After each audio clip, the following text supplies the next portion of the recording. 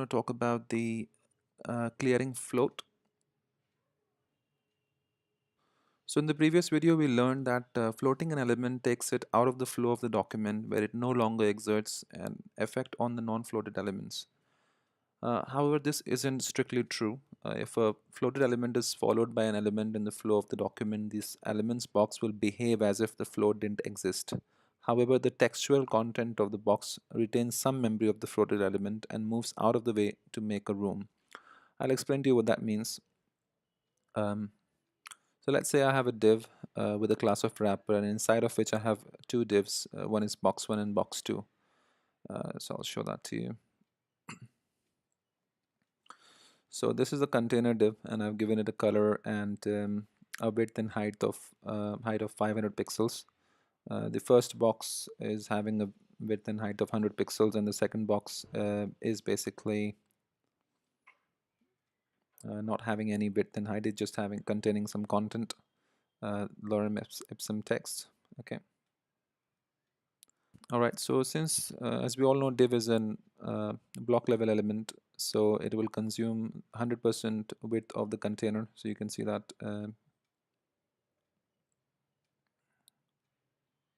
You can see that if I hover over it, it's actually taking the 100% width of the container. And the second box, this is also taking the 100% width of the container. If I go ahead and add a float to the first box, and I do a float left, ideally what should have happened is that, as we all know and we discussed in the previous video, that the floated element move out of the page flow, and the next available element takes its place. So if you hover over the box 2, you can see that it is actually taking the space of the first box, the first div. However, it doesn't happen with the text. What's happening over here is the text is wrapping around the floated element to make room for it. Okay, and this is what is being explained over here. The textual content of the box retains some memory of the floated element and moves out of the way to make room. In technical terms, a line box next to a floated element is shortened to make room for the floated element, thereby flowing around the floated box. Okay, so although the second div is taking the place of the first one, which is a floated element, however, the textual contents which should have been, aligning themselves on the left hand side are not doing that. It's creating the room for the floated element. Okay, so if you want to fix this issue, we can do that.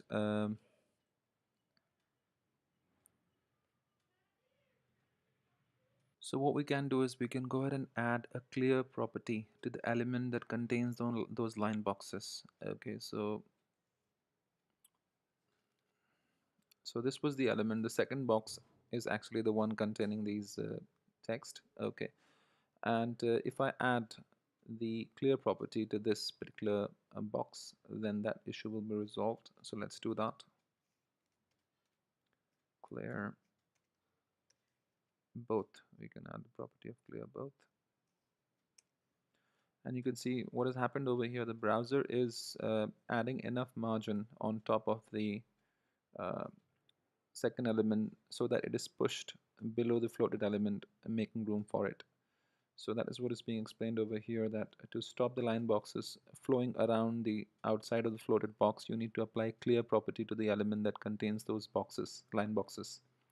The clear property can be left, right, both, or none, and it indicates which side of the box should be not be the next to the float box. And when you clear an element, the browser adds enough margin on top of the element to push the element's top border edge vertically down past the float. So you can see that over here, the browser is adding enough margin over here to push this element down. Earlier, this element, if we wouldn't do a clear both, was taking the place of the floated element, but once we add the clear both property, it is pushing the element down so that even the text is moved downwards. Okay. So let's take another example. Um,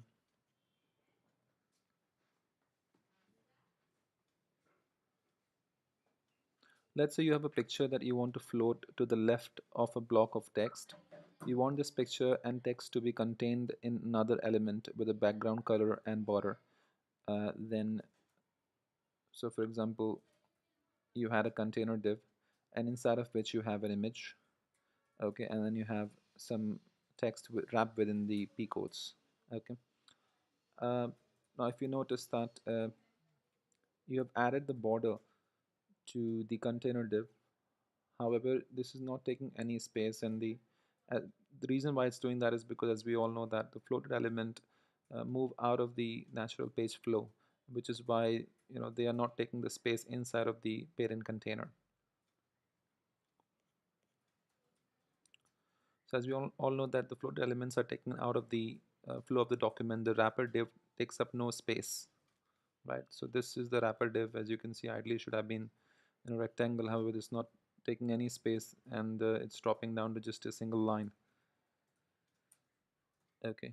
So how do you visually get the wrapper to enclose the floated element? So what I really want is that I want this wrapper div to contain this image and the text in form of a rectangular border.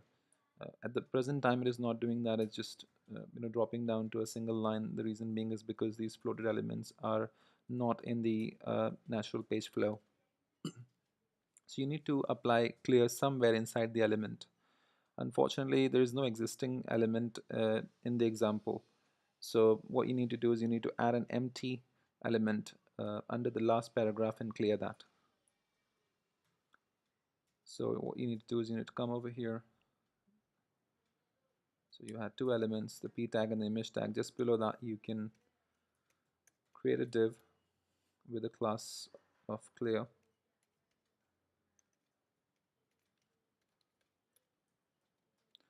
And add clear both to this. So let's add clear both property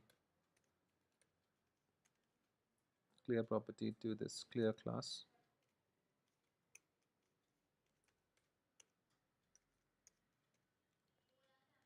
And now if you check,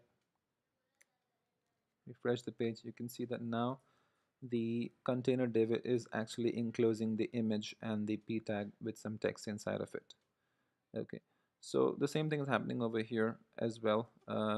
Taking the example of the previous one that I'd given you earlier, the second div was the browser was creating the margin uh, that was sufficient enough to push the container down, and that's what's happening over here as well. So this particular div that we have just created, this empty div, okay, this div is allowing these images and some text to be pushed upwards so that there's some room that is made over here.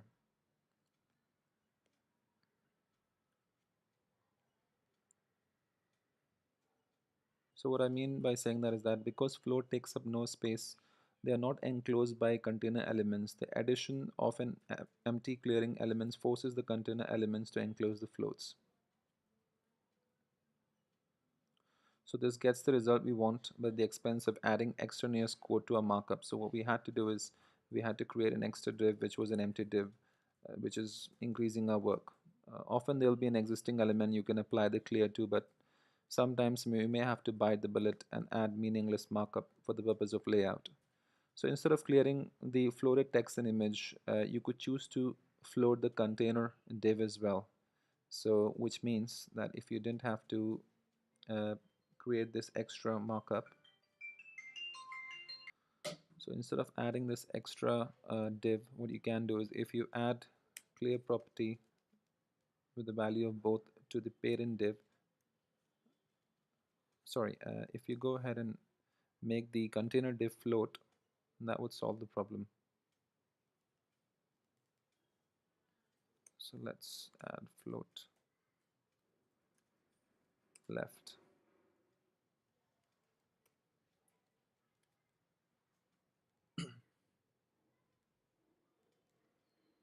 So now if you check, that has also resolved the problem.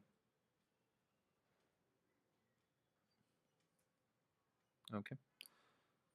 So what is happening over here that you are adding float property to the container element as well, and even the image and the p element inside of it, all of them are floating. So because all of them are floating, they all move out of the natural page flow. and hence you are able to do the job that you're looking for. So this creates a desired result. Unfortunately, the next element is now going to be affected by the float. To solve this problem, some people choose to float nearly everything in the layout and then clear those float using an appropriate meaningful element, often the site footer. This helps reduce or eliminate the need for the extraneous markup. However, floating can be complicated and some older browsers may choke on the heavily floated layouts. So the overflow property defines how an element is supposed to behave if the enclosed content is too big for the stated dimension. So by default, the content will spill out of the box, overflowing the neighboring space. One useful side effect of applying an overflow property is that hidden or auto is that it will automatically clear the floats contained within. This means that instead of floating the parent element, if I add a clear both property to the parent element, that will also do the job for us. Okay, so now if we refresh the page,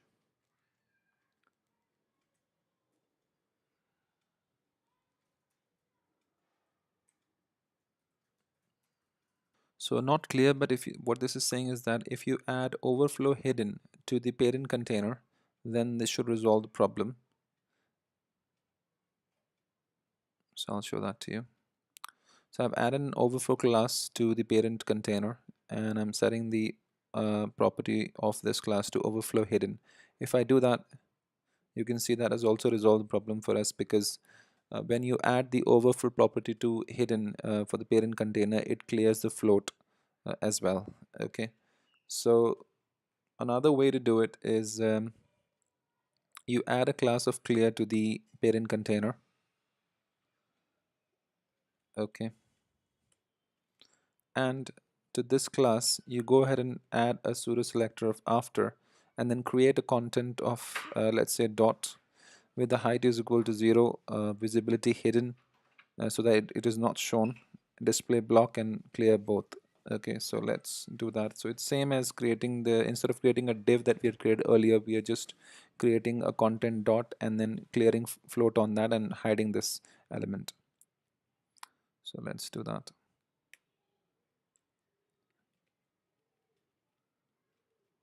Now if we check,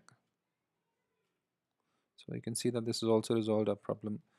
So it's the same thing basically. Instead of creating the div over here and then adding cleared property to it, we're just creating a content which is dot. Okay, we're creating content which is dot. You can see this is the content that's created. Okay, and then we are setting its visibility to hidden and height is equal to 0, and we are adding the clear property and its value to both to this element. And that's also behaving the same way. It is actually the browser is creating the margin on top of this element enough so that it's pushed down to these floated elements. Going back to what we had done earlier was this one, and if I add some content to it, lorem,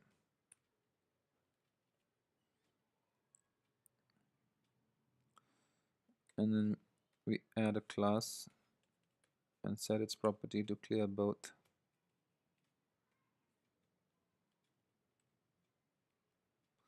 You'll notice that it is the same effect that we had created earlier. So earlier when I had shown you the example wherein there were two boxes and we were adding the clear property to the second element, and browser was pushing this element down so that it leaves it comes below the floated element, and that's what's happening over here as well. It's just that we had not put any content inside of it. We were just creating an empty div. So this is doing the same thing. Let's just show that to you.